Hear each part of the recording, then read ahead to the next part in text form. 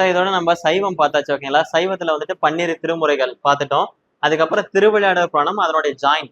ஓகேங்களா? ஸோ அதுவும் பார்த்தாச்சு. சைவத்துல 2 நூல்கள் முடிச்சாச்சு. அடுத்து வைணவத்துல பாத்தீங்கன்னா நமக்கு 4000 திவ்ய பிரபந்தம். இதுல ஒரு 12 ஆழ்வார்கள் வருவாங்க. அந்த 12 பேர்த்த பத்தி எக்ஸ்பிளனேஷன் பார்த்துட்டா நமக்கு இது ஓவர். வைணவமே ஓவர். வைணவத்துக்கு ஒன்னே ஒண்ணுதான். 4000 திவ்ய பிரபந்தம். ஓகேங்களா? ஸோ இது வைணவர்களை பத்தி சொல்லக்கூடிய நூல். வைணவர்கள் அப்படின்னா என்னன்னா ராமம் போடுறவங்க.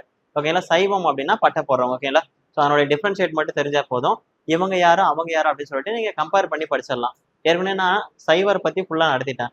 ஸோ சிவனடியார்கள் 72 பேரு, அதுல தனி அடியார்கள் எத்தனை பேரு, தொகை அடியார்கள் எத்தனை பேரு, ஸோ அந்த 63 நாயன்மார்ல எத்தனை பேர் கேர்ள்ஸ், அந்த 63 நாயன்மார்ல இம்பார்ட்டன்ட் பர்சன் யாரு, 12 திருமுறையில் வரக்கூடிய பர்சன்ஸ் எல்லாம் யாரு, மூவர் முதலி, அதுக்கப்புறம் பாத்தீங்கன்னா சைவத்துல சைவ சமய குறவர்கள், இது எல்லாமே நம்ம முடிச்சாச்சு. ஓகேங்களா? ஸோ அதே மாதிரி இப்போ வைணவத்துல டாப் டு பாட்டம் பார்க்க போறோம். ஸோ 4000 திவ்ய பிரபந்தம் அப்படின்றது பாத்தீங்கன்னா வைணவர்களுடைய வேதம். ஸோ இதுல வைணவர்கள் பத்தி மட்டும்தான் நம்ம பார்க்க போறோம். ரொம்ப இம்பார்ட்டன்ட். ஓகேங்களா? ஸோ வைணவருடைய புனித நூல் அப்படின்னு சொல்லுவாங்க, இல்லைன்னா வைணவர்களுடைய நூல் அப்படின்னு சொல்லுவாங்க. ஓகேங்களா? ஸோ இந்த 4000 திவ்ய பிரபந்தத்துல 1 by 1 நம்ம இப்ப பார்க்கலாம். ஓகே? ஸோ ஃபர்ஸ்ட் வந்துட்டு பாத்தீங்கன்னா இந்த 4000 திவ்ய பிரபந்தம் யாரை பத்தி, எந்த கடவுளை பத்தின்னு பாத்தீங்கன்னா திருமால்.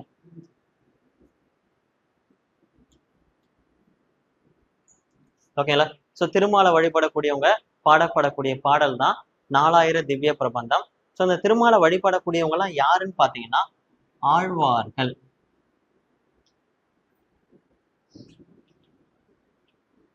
சிவனை வழிபடுறவங்க எல்லாம் யாரு? நாயன்மார்கள். ஓகேங்களா? சோ திருமாலை வழிபடுறவங்க ஆழ்வார்கள். நாயன்மார்கள் மொத்தம் எத்தனை பேரு? 63 பேரு. ஆழ்வார்கள் மொத்தம் எத்தனை பேரு? 12 பேர். சோ நமக்கு நாயன்மார் அப்படின்னா மீனிங் தேவையில்ல, பட் ஆழ்வார்கள்னா மீனிங் தேவை. ஓகேங்களா? சோ ஆழ்வார்கள் அப்படின்னா என்ன அர்த்தம் அப்படின்னு கேட்பாங்க. ஆழ்வார்கள்னா 2 அர்த்தம் சொல்லுவாங்க. இறைவனின் கல்யாண குணங்களில் ஆழ்ந்தவர்கள், இறைவனுடைய கல்யாண குணங்கள்ல ஆழ்ந்தவர்கள், அப்படி இல்லைன்னா இறைவனின் திருவடியில் ஆழ்ந்தவர்கள்.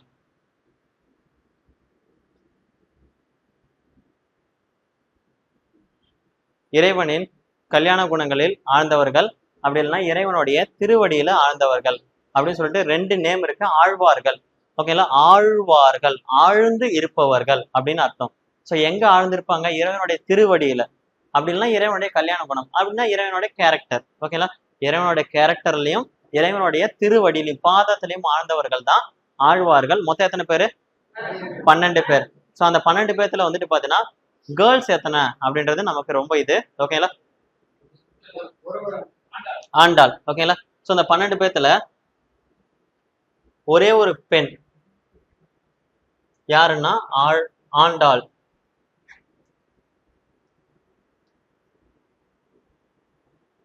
ஸோ இந்த 12ல ஒரே ஒரு பெண் ஆழ்வார். அவங்க யாருன்னு பாத்தீங்கன்னா ஆண்டாள். ஓகேங்களா? ஸோ ரொம்ப இம்பார்ட்டன்ட் இந்த அத்தனை பாயிண்ட்டும்.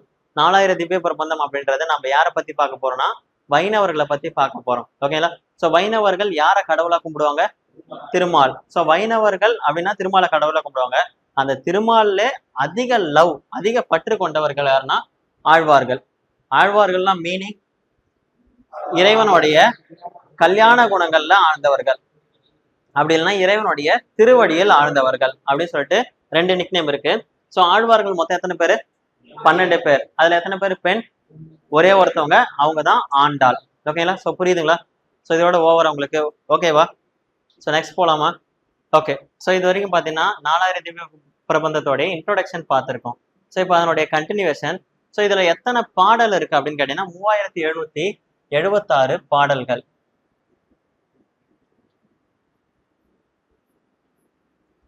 சோ 4000 திவ்ய பிரபந்தத்துல மொத்தம் எத்தனை பாடல்கள் இருக்குன்னா 3776 பாடல்கள் இருக்குது. ஓகேங்களா?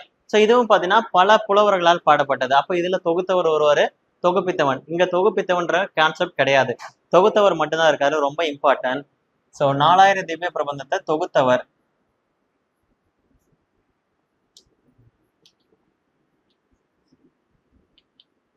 So anyone? Nathamuni. Super sir.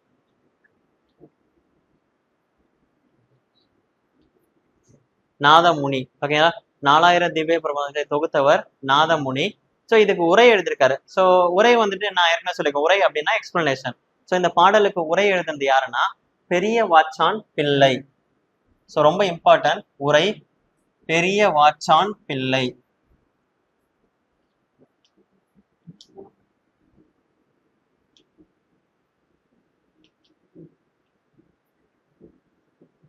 So next 4000 திவ்ய பிரபந்தத்தோடைய வேறு பெயர்கள், ரொம்ப இம்பார்ட்டன்ட், வேறு பெயர்கள்.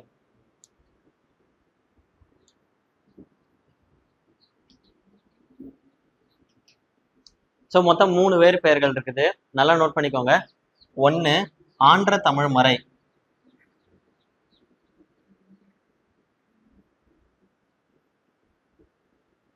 திராவிட சாகரம்,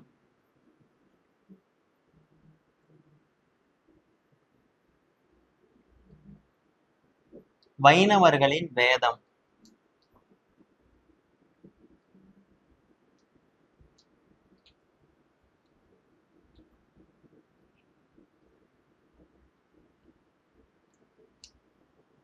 ஸோ 4000 திவ்ய பிரபந்தத்துல மொத்தம் 3776 பாடல்கள் இருக்குது. ஸோ இதனுடைய தொகுத்தவர் யாருன்னு பார்த்தீங்கன்னா நாதமுனி. உரை யாருன்னு பார்த்தீங்கன்னா பெரிய வாச்சான் பிள்ளை. ஓகேங்களா, இதுல மொத்தம் எத்தனை இதனுடைய வேறு பெயர்கள் இருக்குன்னு பார்த்தீங்கன்னா 3 வேறு பெயர்கள். ஓகேங்களா, ஸோ ஒன்று வந்து பார்த்தீங்கன்னா ஆன்ற தமிழ் மறை, திராவிட சாகரம், வைணவர்களின் வேதம் அப்படின்னு சொல்லிட்டு அழைக்கப்படக்கூடிய 3 வேறு பெயர்கள் இருக்குது, ரொம்ப இம்பார்ட்டன்ட்.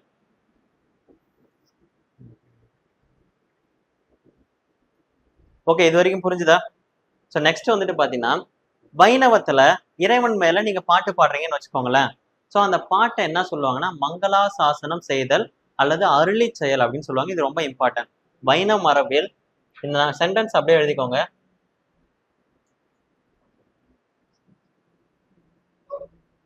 வைணவ மரபில், அதாவது திருமாலை பாடுறீங்கன்னா அதுக்கு பேரு மங்களாசாசனம் செய்தல் அல்லது அருளி செயல் அப்படின்னு சொல்லுவாங்க. வைணவ மரபில்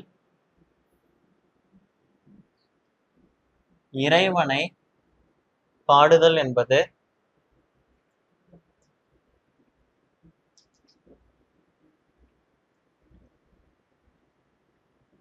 மங்களா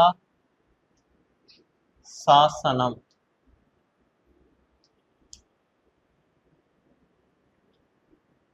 செய்தல் அல்லது அருளி செயல்.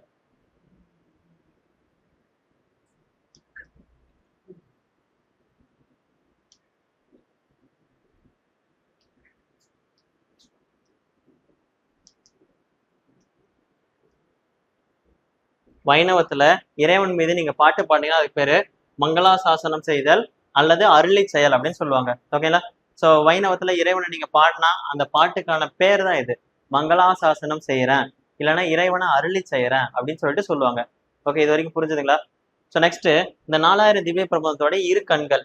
ஸோ மொத்தம் நிறைய பாட்டு இருக்கலாம், ஆனா 2 பாட்டு வந்துட்டு பாத்தீங்கன்னா 2 கண்ணா கருதப்படுது, அது ரொம்ப இம்பார்ட்டன்ட். ஓகேங்களா, 4000 திவ்ய பிரபந்தத்தின் இரு கண்கள் எழுதிக்கோங்க.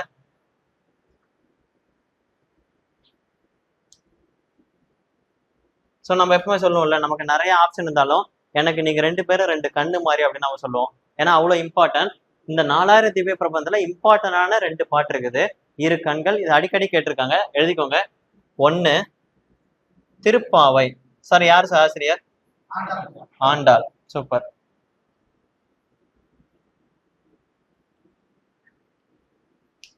இன்னொன்னு திருநெடுந்தாண்டகம். ஆசிரியர் சொல்லுங்க சார். திருமங்கையாழ்வார்.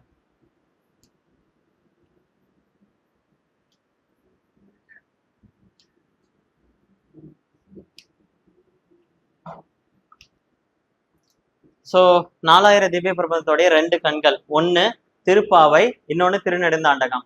திருப்பாவை பாடந்து யாருன்னா ஆண்டாள், திருநெடுந்தாண்டகம் பாடந்து யாருன்னா திருமங்கை ஆழ்வார். ஓகேங்களா, ஸோ இவ்வளவுதான் 4000 திவ்ய பிரபந்தத்தோடைய இம்பார்ட்டன்ட் டேட்டாஸ். ஓகேங்களா, ஸோ 4000 திவ்ய பிரபந்தம்ன்றது வைணவர்களை பாடுறது. ஸோ வைணவர்கள்ல 4000 திவ்ய பிரபந்தம் அவங்களுடைய வேதமா கருதப்படுது. திராவிட சாகரம், அதுக்கப்புறம் ஆன்ற தமிழ் மறை அப்படின்னு அழைக்கப்படுது. ஓகேங்களா, இதுல மொத்தம் எத்தனை பாட்டு இருக்குன்னா 3776 சாங் இருக்குது. இதை பாடினது ஆழ்வார்கள். ஸோ ஆழ்வார்கள்னா மீனிங் என்ன அப்படின்னு பாத்தீங்கன்னா இறைவனுடைய கல்யாண குணங்கள் ஆழ்ந்தவர்கள், அப்படி இல்லைன்னா இறைவனுடைய திருவடியில ஆழ்ந்தவர்கள். ஸோ ஆழ்வார்கள் மொத்தம் எத்தனை பேர் இருக்காங்க? 12. அதுல ஒருத்தவங்க மட்டும்தான் பெண். யாரு? ஆண்டாள். ஓகேங்களா? சோ இதை வந்து தொகுத்தவர் யாருன்னா நாதமுனி. இதுக்கு உரை எழுதுனது யாருன்னா பெரிய வாச்சான் பிள்ளை. நீங்க வைணவத்துல இறைவனை பாட்டு பாடினீங்கன்னா அதுக்கு பேரு மங்களாசாசனம் செய்தல் அல்லது அருளி செயல் அப்படின்னு சொல்லுவாங்க. ஓகேங்களா?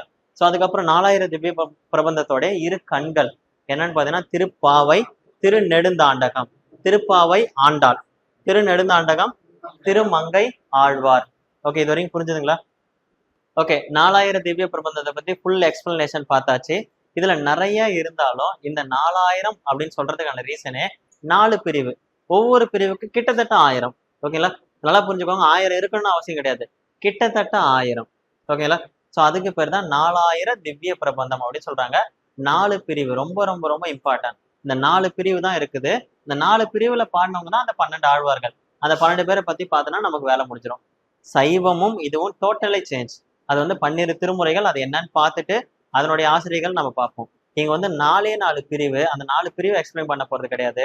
அந்த 4 பிரிவு பாடினா 12 பேர்த்த பத்தி தான் எக்ஸ்பிளைன் பண்ண போறோம். ஸோ இப்போ அந்த 4 டிவிஷன் என்னன்னு பார்க்கலாம்.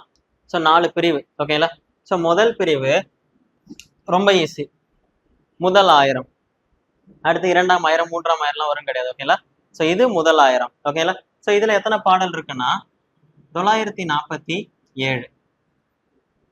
இது முதல் 1000. ஓகேங்களா? ஸோ நெக்ஸ்ட் மூத்த அல்லது பெரிய திருமொழி.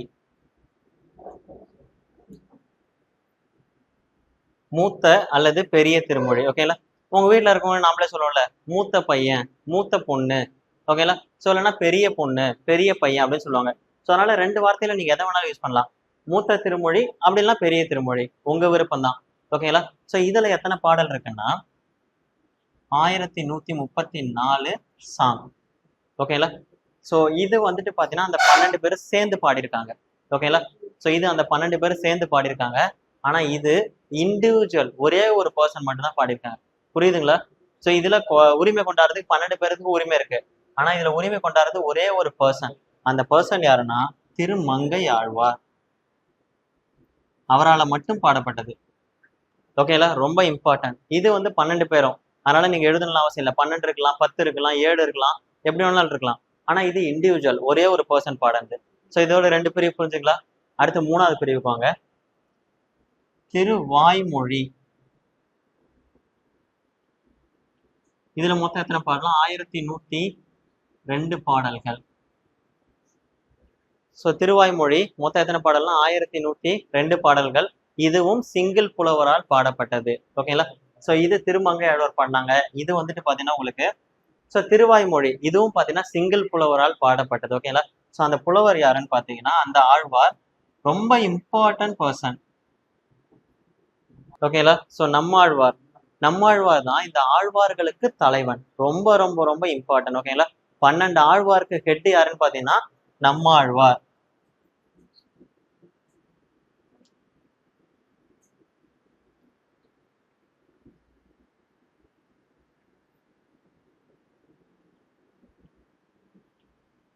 ஸோ இது வரைக்கும் நம்ம 3 பிரிவு பார்த்துருக்கோம்.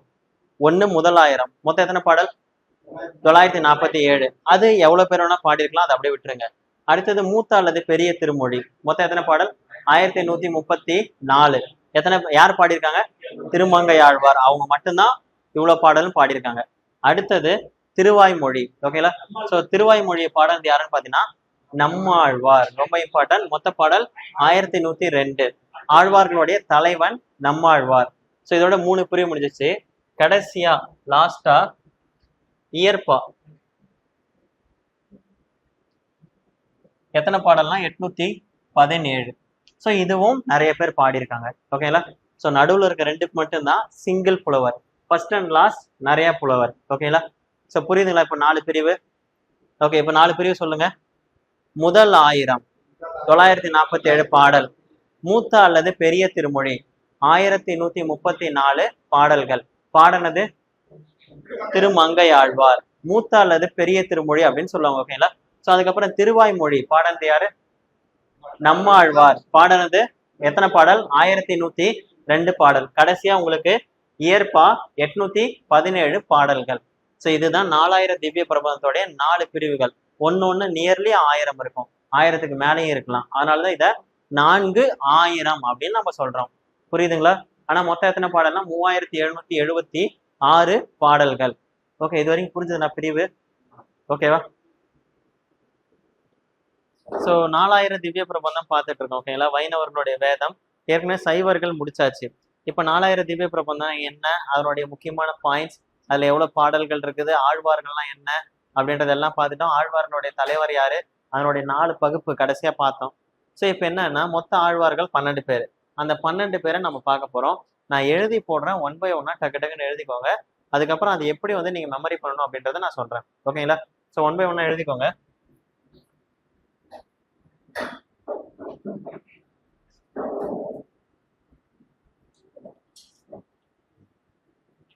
ஸோ இதுதான் 12 ஆழ்வார்கள். ஓகே, இது வந்து 12 ஆழ்வார்கள். ஓகேங்களா? ரொம்ப இம்பார்ட்டன்ட், இதை எழுதிக்கோங்க. அதுக்கப்புறம் எப்படி ஞாபகம் வச்சுக்கிறது அப்படின்றத நான் பின்னாடி சொல்றேன். ஓகேங்களா? ஸோ ஃபுல்லா எழுதிட்டு சொல்லுங்க. ஸோ 4000 திவ்ய பிரபந்தத்துல ஆழ்வார்கள் 12 பேர் எழுதியாச்சு இல்ல? ஸோ ஆழ்வார்கள் 12 பேரை 1 by 1 எக்ஸ்பிளைன் பண்ணுங்க. ஐ மீன் ஆர்டர் வைஸ் டக்கு டக்குன்னு சொல்லுங்க. பொய்கை ஆழ்வார், பூதத்தாழ்வார், பேயாழ்வார், திருமழிசை ஆழ்வார், பெரியாழ்வார், ஆண்டாள், குலசேகர ஆழ்வார், தொண்டரடி பொடி ஆழ்வார், திருமங்கை ஆழ்வார், நம்மாழ்வார், அதுக்கப்புறம் பாத்தீங்கன்னா மதுரகவி ஆழ்வார், கடைசியா திருப்பான ஆழ்வார். ஸோ இதுதான் 12 பேர். இது ஆர்டரான்னு கேட்டீங்கன்னா இது ஆர்டர் கிடையாது. ஓகேங்களா? இது நீங்க ஞாபகம் வச்சுக்கிறதுக்காக நான் கொடுத்த ஆர்டர். உங்களுக்கு வந்து இதுல ஆர்டர் கேட்க மாட்டாங்க. 12 திருமுறைகள் இருக்கு பாத்தீங்களா சைவத்துல, அதுதான் ஃபர்ஸ்ட் திருமுறை யாருது, செகண்ட் திருமுறை யாருது, தேர்ட் யாருது அப்படின்னு சொல்லிட்டு அதில் தான் ஆர்டர் கேட்பாங்க. இதுல ஆர்டர் கேட்க மாட்டாங்க. ஓகேங்களா? இந்த ஆர்டரை நீங்க மெமரி பண்ணிட்டா போதும். உங்களுக்கு தேவை 12 பேர்த்தோடைய நேம். ஓகேங்களா? ஸோ இது மறக்க கூடாது. இப்போ வந்து பாத்தீங்கன்னா இதுல 1 by 1 நம்ம எக்ஸ்பிளைன் பண்ணா வைணவம் ஓவர், அதாவது 4000 திவ்ய பிரபந்தம் ஓவர். 12 பேரும் பாத்தீங்கன்னா நம்ம அதிகமாலாம் எக்ஸ்பிளைன் பண்ண போறதில்ல, சிம்பிளா. ஓகேங்களா? ஸோ ஒவ்வொருத்தவங்க என்னென்னலாம் பண்ணியிருக்காங்க, என்னென்னலாம் இது பண்ணியிருக்காங்க, என்னென்ன பாட்டு பாடியிருக்காங்க, அவங்க எந்த ஊர்ல பிறந்திருக்காங்க, இது மட்டும் பார்த்தா போதும். ஸோ ரொம்ப ஈஸி. ஓகேங்களா?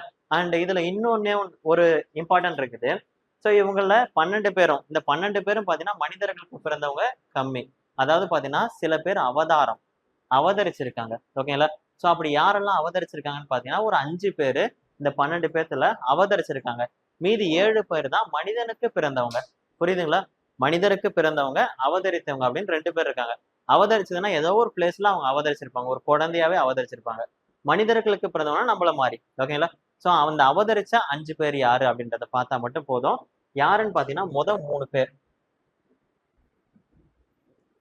நீங்க அவதரித்த ஆழ்வார்கள் அப்படின்னு டாபிக் போட்டு ஃபர்ஸ்ட் 3, அதுக்கப்புறம் பாத்தீங்கன்னா ஆண்டாள்,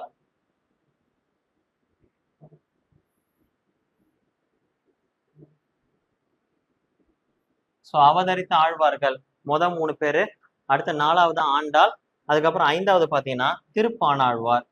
ஸோ அவதரித்த ஆழ்வார்கள் 5 பேர். ஓகேங்களா? ஸோ அந்த 5 பேர் யாருன்னா பொய்யாழ்வார், பூதத்தாழ்வார், பேயாழ்வார்.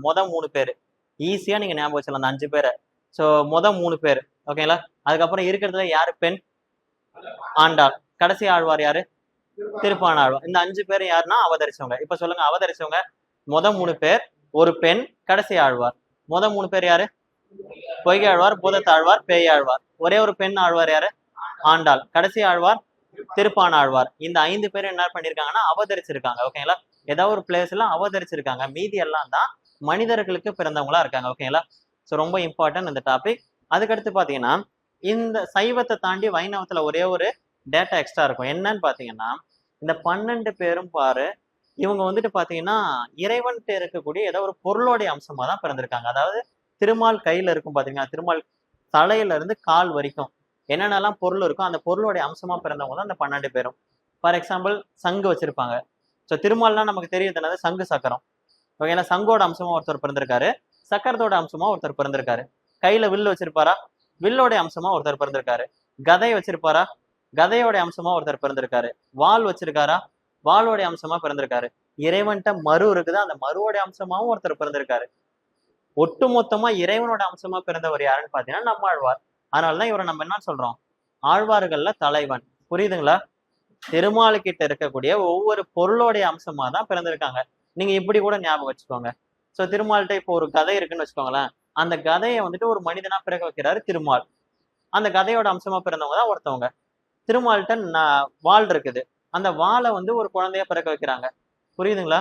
உன்கிட்டவே நான் இருக்கேன். நான் குழந்தையா பிறந்து மனிதனா வாழணும்னு ஆசைப்படுறேன் அப்படின்னா அந்த வாள் கேக்குதுன்னு வச்சுக்கோங்க.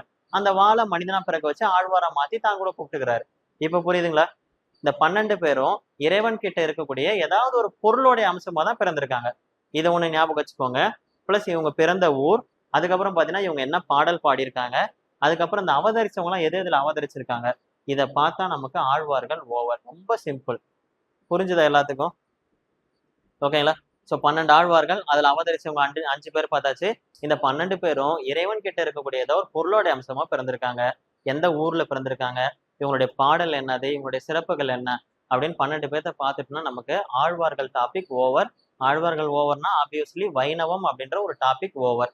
சோ சைவம் வைணவம் தான் இருக்கிறதுலே பெருசு. அதை முடிச்சுட்டா அடுத்து இஸ்லாம் ஒரே ஒரு நூல் சீரா புராணம்.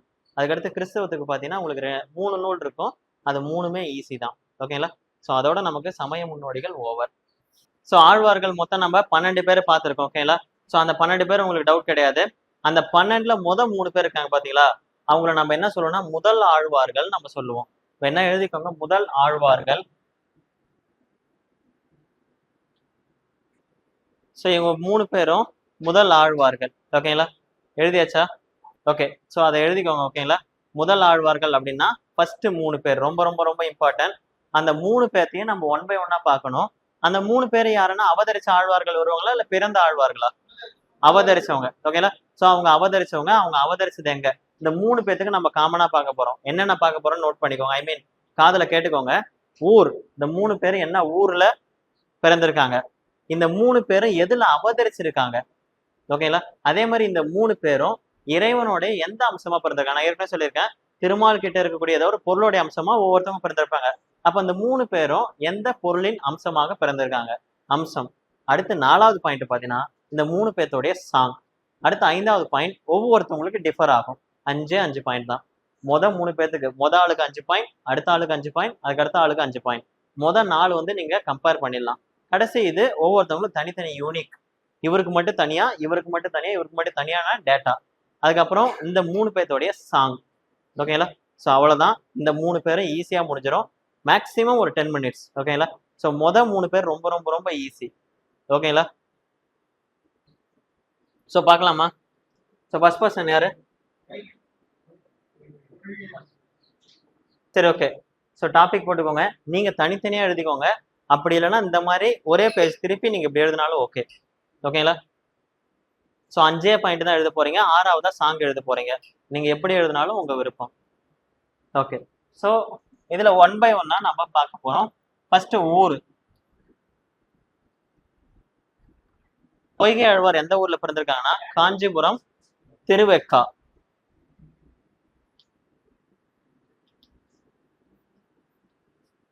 காஞ்சிபுரத்துல திருவெக்கா அப்படின்ற ஒரு பிளேஸ்.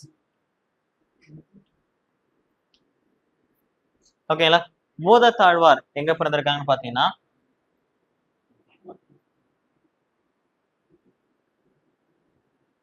மாமல்லபுரம். சூப்பர்.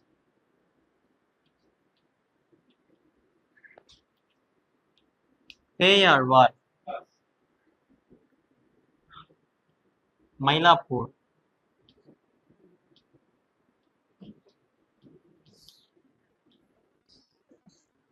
ஸோ 3 பேர்த்தோட ஊர் ரொம்ப இம்பார்ட்டன்ட். ஓகேங்களா? ஸோ அடுத்தது நான் ஏற்கனவே சொல்லியிருக்கேன், 12 ஆழ்வார்களுமே இறைவனுடைய அம்சமா பிறந்திருக்காங்க. ஓகேங்களா? ஸோ இறைவன்கிட்ட இருக்கக்கூடிய ஏதோ ஒரு பொருளுடைய அம்சமா பிறந்திருப்பாங்க. அப்படி இவங்க ஒவ்வொருத்தவங்க எந்த அம்சமா பிறந்திருக்காங்க அப்படின்னு பார்ப்போம். ஸோ அம்சம். ஸோ பொய்கை ஆழ்வார் எதனுடைய அம்சமா பிறந்திருக்காங்கன்னா இறைவன் கிட்ட இருக்கக்கூடிய சங்கோடைய அம்சமா பிறந்திருக்காரு. பூதத்தாழ்வார்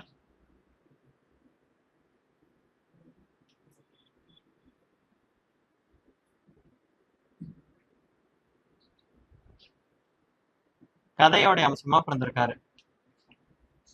பேயாழ்வார் வாளோடைய அம்சமா பிறந்திருக்காரு.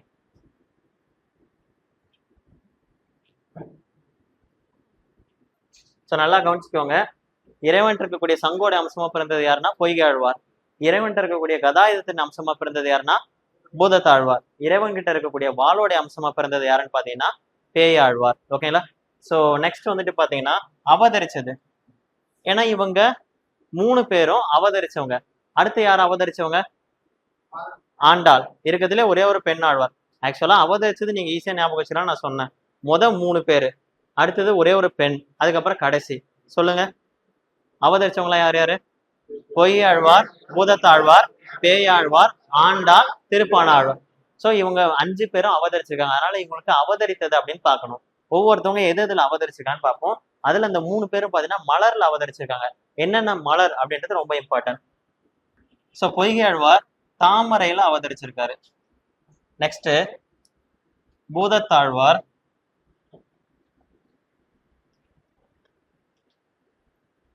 குறுக்கத்தி மலர்.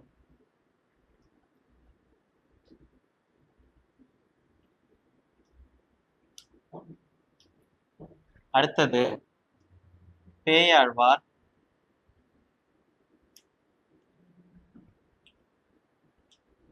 செவ்வல்லி மலர்.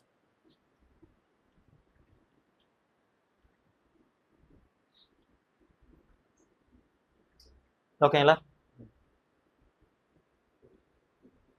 பொய்கையாழ்வார் தாமரையில் அவதரிச்சிருக்காங்க, பூதத்தாழ்வார் குறுக்கத்தி மலர்ல அவதரிச்சிருக்காங்க, பேயாழ்வார் செவ்வல்லி மலர்ல அவதரிச்சிருக்காங்க. ஓகேங்களா? இதெல்லாம் ஃப்ளவர், அந்த பூவுல பிறந்திருக்காங்க. ஜஸ்ட் இமேஜின் மட்டும் பண்ணிக்கோங்க. ஓகேங்களா? ஸோ இவங்க யாரும் மனிதர்களுக்கு பிறக்கல. ஓகே, புரிஞ்சுங்களா? இதோட 3 பாயிண்ட். 4வது பாயிண்ட் ரொம்ப ஈஸி. பாடல்கள். இவர் பாடந்து முதல் திருவந்தாதி.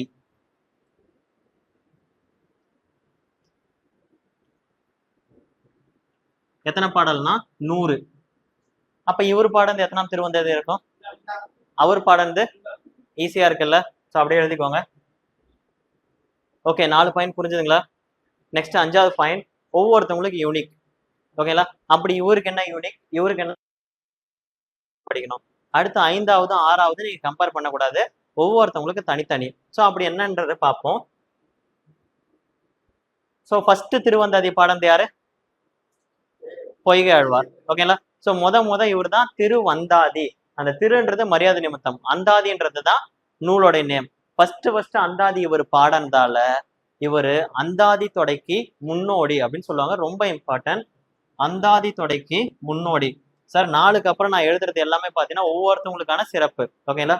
அந்தாதி தொடைக்கு முன்னோடி எழுதியாச்சா? ஓகேங்களா? சோ அடுத்து வந்துட்டு பாத்தீங்கன்னா இவருக்கு ஒரு சிறப்பு என்னன்னா, இவர் பாடல் 2ஆம் திருவந்தாதி பாடியிருக்காரு. இவருடைய பாடலை இவர் என்ன நினைப்பார்னா ஞான தமிழ் அப்படின்னு நினைப்பாரு. ஓகேங்களா? இவருடைய பாடலை ஞான தமிழ் அப்படின்னு அழைப்பாரு. ஓகேங்களா? ஸோ இவர் ரொம்ப இம்பார்ட்டன்ட். அடுத்து இவருக்கான ஒரு சிறப்பு என்னன்னு பாத்தீங்கன்னா, ஸோ ஆக்சுவலா இவரு வைணவர், ஆனா சைவ வைணவம் பேதம் இல்லாம பாடினவர் அவரு. ஓகேங்களா? ஸோ அந்த 5வது பாயிண்ட் ஒவ்வொருத்தவங்களுக்கு தனித்தனி. ஓகேங்களா? ஸோ இவருக்கு என்ன தனின்னு பாத்தீங்கன்னா, முதல் திருவந்தாதி இவர் தான் பாடினாரு, அவங்களாம் 2, 3. அப்ப அந்தாதி அப்படின்ற கான்செப்டுக்கு யாரு முன்னோடி? பொய்கை ஆழ்வார். ஓகேங்களா? ஸோ அதுக்கடுத்து பூதத்தாழ்வார் வந்துட்டு தன்னுடைய பாடலை ஞான தமிழ் அப்படின்னு அழைப்பாரு. ஓகே, அதுக்கடுத்து பேயாழ்வார் பாத்தீங்கன்னா சைவம் வேற வைணவம் வேற கிடையாது, 2 1 அப்படின்னு பாடியிருக்காரு. வித்தியாசமா இருக்குல்ல? ஒரு வைணவரா இருக்கக்கூடிய சைவத்தையும் ப்ரொமோட் பண்ணியிருக்காரு. ரொம்ப இம்பார்ட்டன்ட். சைவ வைணவம் பேதம் இல்லாம பாடினவர் அவரு. ஓகேங்களா? ஸோ இதுக்கப்புறம் ஒரு கதை. இந்த கதை எல்லாரும் கேளுங்க. எழுதிட்டீங்களா இது வரைக்கும்? ஓகே. ஸோ இவங்க 3 பேர் தான் வந்துட்டு பாத்தீங்கன்னா முதல் ஆழ்வார்கள். இந்த 3 பேர் தான் முதல் ஆழ்வார்கள். ஓகேங்களா? ரொம்ப இம்பார்ட்டன்ட் பர்சன். இந்த 3 பேர்த்தையும் பார்த்தீங்கன்னா இறைவனுக்கு ரொம்ப பிடிக்கும். ஸோ இந்த 3 பேர் தனித்தனி காலகட்டத்தை சேர்ந்தவங்க, தனித்தனி ஊர். ஸோ பாருங்க, காஞ்சிபுரத்துல ஒருத்தவங்க, மாமல்லபுரத்துல ஒருத்தவங்க, மயிலாப்பூர்ல ஒருத்தவங்க. இந்த 3 பேர்த்தையும் ஒன்னா ஒரு இடத்துல சந்திக்கலாம் அப்படின்னு சொல்லிட்டு இறைவனுக்கு ஆசை. ஓகேங்களா? ஸோ உடனே என்ன பண்ணிடுறாங்கன்னா 3 பேர்த்து கனவுலையும் வந்து இறைவன் வந்துட்டு திருக்கோவிலூருக்கு வர சொல்றாரு. ஓகேங்களா? திருக்கோவிலூருக்கு வாங்கன்றாங்க. ஸோ இறைவனே கனவுல வந்து சொன்னதால 3 பேரும் போறாங்க. முதல்ல ஆப்வியஸ்லி யாரு போறாங்கன்னா பொய்கை ஆழ்வார் போறாரு. போன உடனே பாத்தீங்கன்னா கோவிலுக்கு ஆப்போசிட், அந்த கோவிலுக்கிட்ட போகும்போது மழை. ஸோ கோவிலுக்கு ஆப்போசிட்ல ஒரு வீடு திண்ணை இருக்குது. அந்த காலத்துல திண்ணை வச்சுதான் வீடு கட்டுவாங்க. அந்த திண்ணையில போய் படுத்துக்கிறாரு. மழை விட்ட உடனே கோயிலுக்கு போலாம் அப்படின்னு சொல்லிட்டு. ஸோ அடுத்தது யார் வருவா?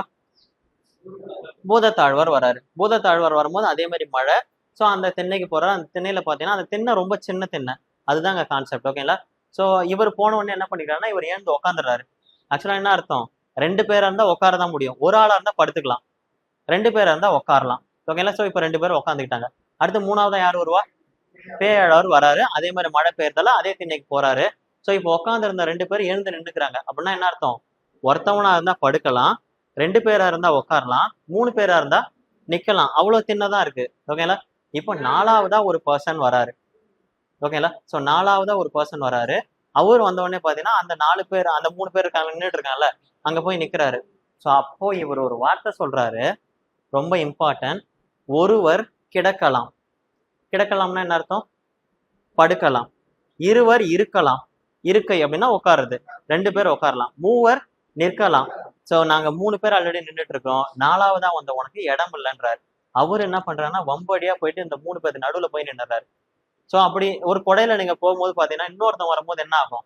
கண்டிப்பா நீங்க கொஞ்சம் நனைவீங்க. அதே மாதிரிதான் இவர் போய் நடுவுல நின்னோடனே 3 பேரும் கொஞ்சம் விலகி போயிட்டாங்க, 3 பேரும் நனையறாங்க. சோ 3 பேரும் தன்னுடைய ஞானக்கண் மூடி பாக்குறாங்க. வந்தது யாரான்னு பார்த்தா யாரு? திருமால். ஓகேங்களா? சோ கடவுள். சோ உடனே 3 பேரும் ஒவ்வொரு பாட்டை பாட ஆரம்பிச்சிட்டாங்க, கடவுள் கண்ணுக்கு வந்த உடனே. அப்படி இவங்க 3 பேரும் பாடிய பாடல் ரொம்ப இம்பார்ட்டன்ட். புரியுதுங்களா? சோ திருக்கோவிலூர் போறாங்க. திருக்கோவிலூர் போன உடனே ஒவ்வொருத்தவங்க, முதல்ல போனவர் படுத்துக்கிட்டாரு, 2வது ஒருத்தர் வந்த உடனே உட்காந்துக்கிட்டாரு, 3வது ஒருத்தர் வந்த உடனே 3 பேரும் நின்னுக்கிட்டாங்க, 4ஆவதா கடவுள் வராரு. கடவுள் நல்லா 3 பேருக்கு நடுவுல போய் நிக்கிறாரு. சோ 3 பேர் நனையறாங்க. கண்ணை மூடி பார்த்தோன்னே கடவுள். கடவுளை பார்த்தோன்னே 3 பேத்துக்கு சாங் வருது. அந்த சாங் பார்க்க போறீங்க. அது ஒண்ணாம். சோ அந்த 3 பேரும் என்னென்ன பொசிஷன்ல இருந்தாங்கன்னு சொல்லிட்டு இவர் தான் சொல்லுவாரு. இவர் தானே கடவுள்கிட்ட சொன்னாரு. சோ ஒருத்தவனா இருந்தா படுக்கலாம், 2 பேரா இருந்தா உட்காரலாம், 3 பேரா இருந்தா நிக்கலாம். நாங்க 3 பேர் நின்றுட்டு இருக்கேன், நீங்க போங்கன்னு கடவுளுக்கு சொன்னார்ல. அப்ப இவருக்கு மட்டும் அந்த ஒரு எக்ஸ்ட்ரா பாயிண்ட். புரியுதுங்களா? சோ அதை பார்க்கலாமா? சோ இவர் என்ன சொன்னார் அப்படின்றத எழுதிக்கோங்க. இவருக்கு மட்டும்தான் எக்ஸ்ட்ரா பாயிண்ட், மத்தவங்க யாருமே இறைவன்ட்ட பேசல. ஓகேங்களா? அது எந்த பிளேஸ் அப்படின்னு கேட்பாங்க. ஒருவர்னா என்ன பண்ணலாம்? சோ ரொம்ப இம்பார்ட்டன்ட். இந்த சம்பவத்துக்கு உரியவர் யாருன்னா பொய்கை ஆழ்வார். ஓகேங்களா? மத்த யாருக்குமே இறைவன்ட்ட பேசல, இவர் தான் இறைவன்ட்ட பேசுறாரு. சோ இப்ப 3 பேரு இறைவனை தன்னுடைய ஞான கண்ணுல பாக்குறாங்க. அப்போ 3 பேர்த்துக்கும் ஒரு பாட்டு வருது. அந்த பாட்டை தான் இப்ப நாம பார்க்க போறோம். ஓகேங்களா? ரொம்ப இம்பார்ட்டன்ட். அப்படி பொய்கை ஆழ்வாருக்கு அந்த பாட்டு என்னன்னு பாத்தீங்கன்னா, சார் அந்த பாட்டு படிக்க அவ்வளோ சூப்பரா இருக்கும். ஓகேங்களா? உருவகம் தான், இமேஜினேஷன். சோ என்ன இமேஜின்னா, தகலியா அப்படின்னா என்ன அர்த்தம்னா அகல் விளக்கு.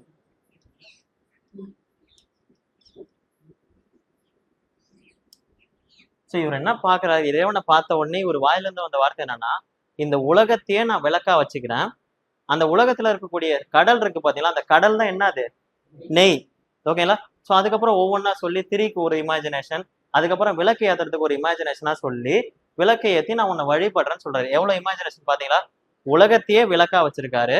அந்த விளக்குக்குள்ளார இருக்கக்கூடிய தண்ணி, ஐ மீன் நெய் என்னன்னு பாத்தீங்கன்னா கடல். அதுக்கப்புறம் சின்புரு, அதாவது அந்த திரிக்கு ஒரு வார்த்தை வரும். அதுக்கப்புறம் விளக்கு, அதை சூரியனே விளக்கா வச்சு ஏத்துவாரு. சோ இப்படி எல்லாம் ஏத்தி நான் உன்னை வழிபடுறேன் அப்படின்னு சொல்லுவாரு இவரு.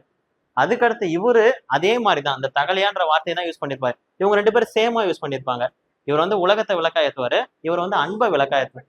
சோ இப்ப இறைவனை வந்து திருக்கோவிலூர்ல ஒவ்வொருத்தவங்க வந்து கண்ணை மூடி தன்னுடைய ஞான கண்ணுல பாக்குறாங்க.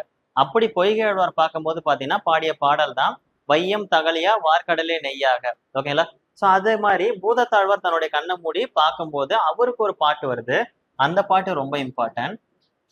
அன்பே தகலியா. இவர் என்ன பண்றாரு, அவர் உலகத்தை அகல் விளக்காங்கினார், இவரு அன்பு அகல விளக்காக்குறாரு. இவருக்கு இருக்கக்கூடிய ஆர்வத்தை நெய்யா ஊத்துறாரு. இந்த பாட்டு அதை விட நல்லா இருக்கும். இது ரொம்ப இமேஜினேஷன். ஓகேங்களா? சோ அவர் உடம்புல இருக்கிறதே அன்பு, அதுக்கப்புறம் அவருடைய ஞானம், சிந்தை அப்படின்னு சொல்லிட்டு எல்லாத்தையும் இது பண்ணுவார். ஓகேங்களா? சோ இது இவருடைய கான்செப்ட். இறைவனை பார்த்தோன்னே இவர் இறைவனுக்கு விளக்கு ஏத்துறாரு. அப்படி எப்படி ஏத்துறாருன்னு பாத்தீங்கன்னா, அன்பை விளக்கா, ஆர்வத்தை நெய்யா. இவரு உலகத்தை விளக்கா, ஒழிக்கின்ற கடலை நெய்யா. ஓகேங்களா? சோ இவங்க 2 பேரும் பாத்தீங்கன்னா விளக்கு ஏத்துறாங்க. ஆனா நம்ம 3ஆவதா இருக்காரு பாத்தீங்களா, அவர் அது விட ஒரு படி மேல. ஓகேங்களா? அவர் கண்ணை மூடும் போது அங்க இருந்தது இறைவன் மட்டும் தெரியல, இறைவன் கூடவே பாத்தீங்கன்னா திருமால் கூட யாரு இருப்பாங்கன்னா லட்சுமி. ஓகேங்களா? சோ இவங்க எல்லாத்துக்கும் திருமால் தான் கண்ணுல தெரிஞ்சிருக்காங்க 2 பேத்துக்கும். ஆனா 3ஆவதா இருக்கக்கூடிய திருமால் பிளஸ் லட்சுமி 2 பேரும் தெரிஞ்சதால அவரு ஒரு பாட்டு பாடுறாரு. திருக்கண்டேன் பொன்மேனி கண்டேன் அப்படின்னு ஒரு பாட்டு. திருனா திருமாலை கண்டேன். ஓகேங்களா? சோ பொன்மேனி அப்படின்னு, சாரி, திருனா திருமகளை கண்டேன், பொன்மேனினா இறைவனை கண்டேன். ஓகேங்களா? சோ திரு என்றால் திருமகள். திருமகள்னா யாரு? லட்சுமி. ஓகேங்களா? சோ இப்ப திருமாலோடைய ஒய்ஃப். ஆக்சுவலா இவங்க பார்க்கும்போது திருமால் மட்டும் தெரிஞ்சாங்க, அவர் கண்ணுக்கு ஞான கண்ணுல திருமாலும் பிளஸ் லட்சுமியும் தெரிஞ்சாங்க. புரியுதுங்களா? ஸோ அதுதான் அவருடைய பாட்டு வித்தியாசம். திரு கண்டேன், அதாவது திருமகளை கண்டேன். பொன்மேனி கண்டேன், யாருன்னா திருமால். ஓகேங்களா? ஸோ திருமாலை கண்டேன் அப்படின்னு சொல்லிட்டு அவரு ஒரு பாட்டை பாடுறாரு. அது ரொம்ப இம்பார்ட்டன்ட். அதை பாடி முடிச்சதுக்கு அப்புறம் பாத்தீங்கன்னா அவருடைய கான்செப்டே வேரி ஆகுது. முத அவருக்கு காட்சி கொடுத்தது இறைவன் தன்னுடைய ஒய்ஃப் கூட. அதனால ஒய்ஃபையும் கும்பிடணும் அப்படின்னு சொல்லிட்டு ஒரு கான்செப்டை கொண்டு வர்றாரு. அவருக்கு மட்டும் ஒரு எக்ஸ்ட்ரா பாயிண்ட். ஓகேங்களா? ஸோ இது புரியுதுங்களா? ஸோ மூணாவதா வரவங்களுக்கு புரியுதுங்களா உங்களுக்கு? ஸோ அவங்க யாருன்னு பாத்தீங்கன்னா ஒய்ஃபையும் பாடுறாரு, இறைவனையும் பாடுறாரு. அதை ஒரு கான்செப்டாவே கொண்டு வந்திருக்காரு. அந்த ஒரு பாயிண்ட்டை எக்ஸ்ட்ராவா பார்க்கணும் கடைசியா. ஓகேங்களா? ஸோ அந்த பாட்டு எழுதிக்கோங்க. திருக்கண்டேன் பொன்மேனி கண்டேன் அப்படின்ற ஒரு லைன். இந்த லைன் யாருக்குன்னா பேயாழ்வார் கூறியது. ஸோ அப்படியே பாருங்க. இதோட மட்டும் நிறுத்தாம இவர் என்ன பண்ணியிருக்காருன்னா ஒரு புதுசா ஒரு கான்செப்டே கொண்டு வந்திருக்காரு. அந்த கான்செப்ட் என்னன்னா ஸ்ரீ வைனம். ஸ்ரீனா திருமகள், வைனம்னா திருமால். ஸோ திருமால் பிளஸ் அவங்களுடைய ஒய்ஃப் லட்சுமி ரெண்டு பேர்த்தையும் வழிபடக்கூடிய ஒரு கான்செப்ட். அந்த கான்செப்ட் பேர் தான் ஸ்ரீ வைனம். எழுதிக்கோங்க. ஸோ இவர் கண்ணுக்கு திருமாலும் பிளஸ் அவங்களுடைய ஒய்ஃபான லட்சுமியை கண்ணுக்கு தெரிஞ்சதால ஒரு பாட்டு பாடுறாரு. திருக்கண்டேன் பொன்மேனி கண்டேன் அப்படின்னு ஒரு பாட்டு. திருமகளை கண்டேன், பொன்மேனியாக இருக்கக்கூடிய திருமாலை கண்டேன் அப்படின்னு ஒரு பாட்டை பாடுறது மட்டும் இல்லாம இவருடைய கான்செப்ட் அப்பையில இருந்து என்ன மாறிச்சுன்னா திருமாலை மட்டும் நான் வழிபட மாட்டேன், அவங்களுடைய ஒய்ஃபான லட்சுமியும் வழிபடும்னு சொல்லிட்டு ஒரு கான்செப்ட். என்ன கான்செப்ட்? ஸ்ரீ வைனம் அப்படின்ற ஒரு கான்செப்ட். ஓகேங்களா? ஸோ இதை கேட்பாங்க. ஸ்ரீ வைனம்ன்ற கான்செப்ட் யாரோடையதுன்னு கேட்டாங்கன்னா ஆப்ஷன் கொடுப்பாங்க. பொய்கை ஆழ்வார், பூதத்தாழ்வார், பேய் ஆழ்வார், திருமழிசை ஆழ்வார். யாருன்னு பாத்தீங்கன்னா பேய் ஆழ்வார். ஓகேங்களா? ஸோ புரிஞ்சுதுங்களா? ஸோ இதை எழுதிக்கோங்க. ஒன்ஸ் அகைன் நம்ம ரிப்பீட் பண்ண போறோம். ஓகேங்களா? ஓகே. ஸோ இன்னைக்கு கிளாஸ்ல என்ன பார்த்தோம்னா 4000 திவ்ய பிரபந்தம், அதாவது வைணவம். ஸோ வைணவத்தை பத்தி ஃபுல்லா பிளஸ் 4000 திவ்ய பிரபந்தம் என்னென்னலாம் இருக்கு, அதனுடைய பிரிவுகள் என்ன, பிளஸ் அதனுடைய ஆசிரியர் யாரு, அதை யாரு தொகுத்திருக்காங்க, அதை ஃபுல்லாவே பார்த்துட்டு அதுக்கப்புறம் பாத்தீங்கன்னா அதனுடைய ஆழ்வார்கள் மொத்தம் எத்தனை ஆழ்வார்கள் இருக்காங்க, 12 ஆழ்வார்கள். அதுல பெண் ஆழ்வார் யாரு அப்படின்னு சொல்லிட்டு அந்த 12 ஆழ்வார்களுடைய பட்டியலும் பார்த்துட்டு அதுல முதல் ஆழ்வார்கள் 3 பேரு. ஓகேங்களா? பொய்கை ஆழ்வார், பூதத்தாழ்வார், பேய் ஆழ்வார். அந்த 3 ஆழ்வாரை பத்தின ஃபுல் எக்ஸ்பிளனேஷன் பார்த்தாச்சு. ஓகேங்களா? ஸோ நெக்ஸ்ட் வகுப்புல என்ன பார்க்கலாம்னா மீதி இருக்கக்கூடிய ஆழ்வார்கள், மீதி 9 ஆழ்வார்கள் அடுத்த வகுப்புல முடிச்சிடலாம். ஓகே.